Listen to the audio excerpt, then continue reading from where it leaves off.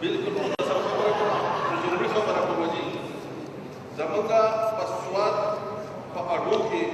په ډیلیویجز باندې کسانو تقریبا 850 هغه په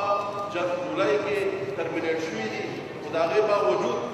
هغه محکمه چې ده د هغې نه هغه کار اخلي او نهمه میاشت ده د هغې چې نهمه میاشت چې د هغه کسان وشو چې هغه کلیکشن کوي مختلفو کنټریکټو او حکومت له ریونیو ورکوي خو نهمه میاشت شو چې هغه کسانو ته تنخواګانې نه میلاویږي د هغوی اټولي هم بندې شوه د ماشومانو د داخلو فیسونه ورسره هم نشتي زه ستاسو په توسط حکومت ته دا خواست کوم چې مهرباني دې وکړي او د دې کسانو په حد دې وکړي دا نهمه میاشت چې د هغو تنخواګانې بند شوي هغو له تنخواګانې ورکړي او د دې سره سره چې یو تعلیم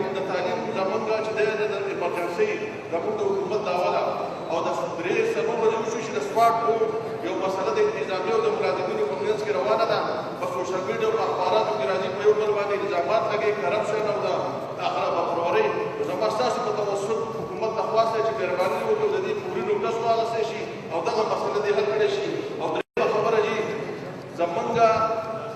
حکومت وایي چې موږ به خلکو له روزګار ورکوو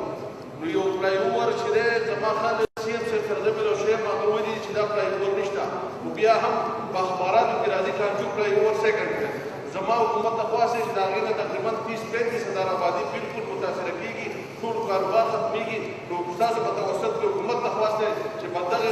دغه منصوبه چې ده دا دې که فرض که وي یو دا دې وډرا شي او که نه وي نو خبره خلکو